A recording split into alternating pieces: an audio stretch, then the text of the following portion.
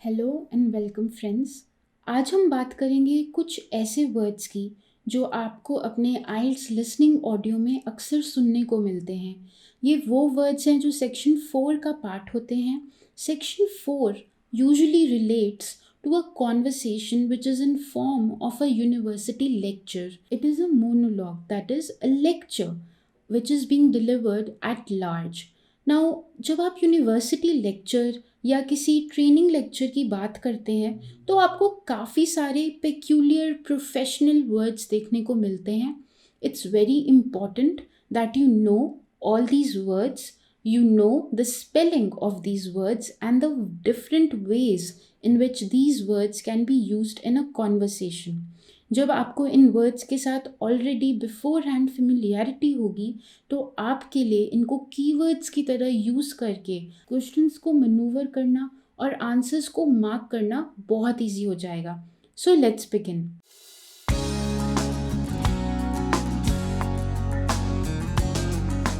सबसे पहले तो आपको अपनी स्क्रीन पर दिख रहे होंगे कुछ ऐसे वर्ड्स जो हम अक्सर अपने कॉलीग्स के साथ या अपनी प्रोफेशनल लाइफ में यूज़ करते हैं.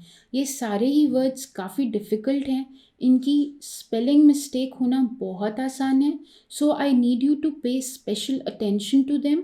You need to know how they are used and how they are pronounced. First of all, presentation.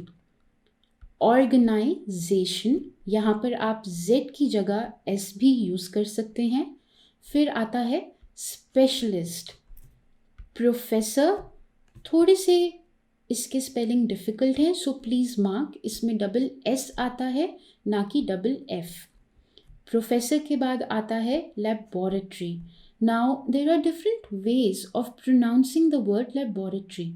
For example, American लोग इसको लैबोरेटरी भी कह देते हैं, बट इसकी जो स्पेलिंग है वो हमेशा लेबर एटरी ऐसे ही रहती है. उसके बाद क्वेश्चननियर. ये बहुत ही कॉमन वर्ड है, इनफैक्ट आपको सेक्शन 3 में भी ये सुनने को मिल सकता है. सो क्वेश्चननियर काफ़ी बड़ी स्पेलिंग है. प्लीज़ मेक श्योर आप इसको एग्जामिनेशन हॉल में जाने से पहले खुद ही प्रैक्टिस कर लें. इसमें डबल N आता है. उसके बाद लीडरशिप. लीडरशिप. नाउ रिमेंबर, जब आप किसी नेटिव को ये वर्ड बोलते हुए सुनेंगे ऑडियो में तो हो सकता है उसके लिए R साइलेंट हो और वो इसको प्रोनाउंस करे लीडरशिप. बट रिमेंबर, जब आप इसको अपने आंसर शीट में मार्क करेंगे तो इसमें R भी आएगा. लीडरशिप के बाद वर्ड आता है मैनेजमेंट. ये तो रिलेटिवली इजी वर्ड है, बट रिमेंबर, अगर आपने अपनी स्पेलिंग गलत कर दी तो आपका क्वेश्चन या आंसर भी गलत हो जाएगा और आपको उसके मार्क्स नहीं मिलेंगे. फिर आता है faculty, bachelors, reference. Remember, refer के बाद E आएगा और फिर आएगा NCE. उसके बाद आता है वर्ड लेक्चर. बहुत ही कॉमन वर्ड है.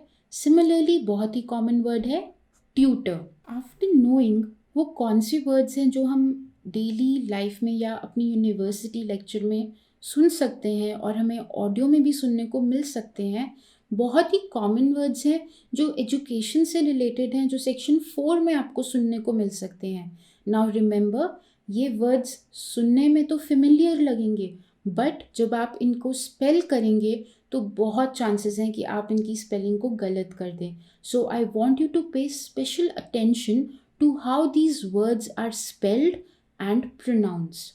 First of all, chemistry, physics, biology और बायोलॉजी एंड बॉटनी, कॉमर्स और कमर्स, इंजीनियरिंग. सबसे ज़्यादा डिफ़िकल्ट स्पेलिंग इंजीनियरिंग की है.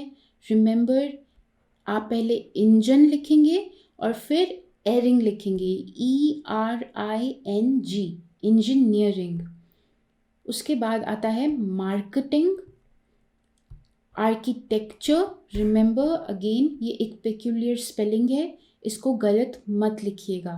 आर्किटेक्ट के बाद आप लिखेंगे URE, आर्किटेक्चर. फिर आता है geography, mathematics.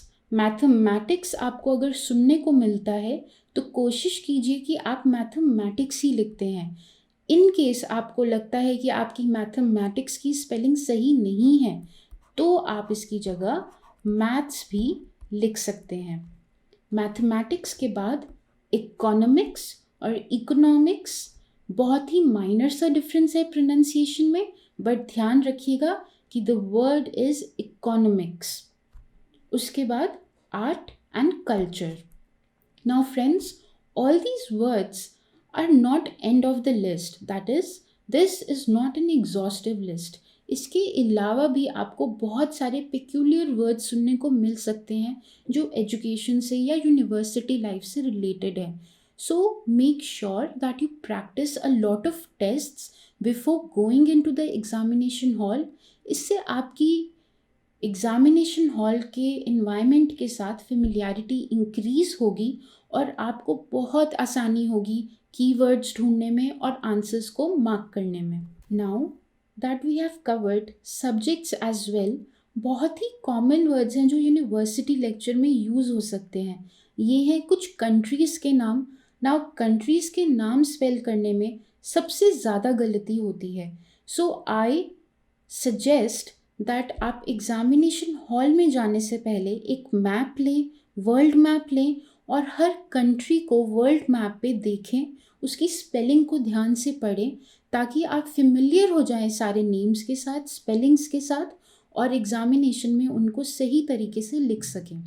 Here I have for you some countries names that are difficult to pronounce, understand and spell.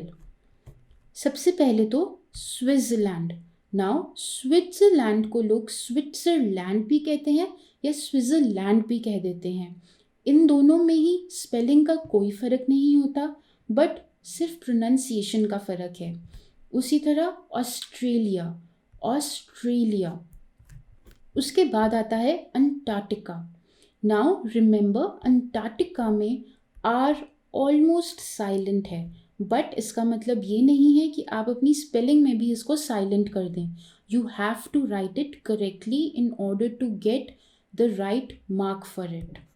उसके बाद है यूरोप। यूरोप को भी प्रोनाउंस करने के काफ़ी तरीके हैं।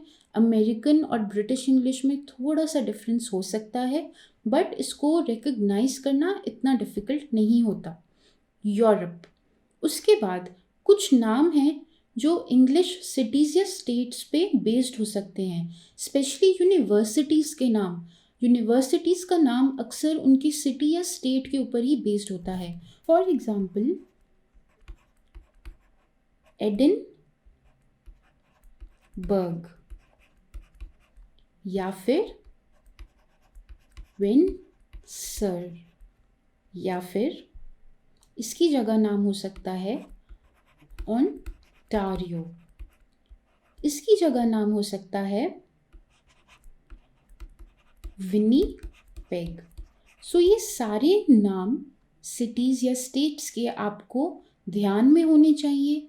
Make sure that you have practised enough tests so that आप एग्जामिनेशन हॉल में इन वर्ड्स को रिकग्नाइज कर सकें। ये तो थे सेक्शन 4 के most common words. Stay tuned, हम आपके लिए लाएंगे और भी बहुत सारी useful videos in the future.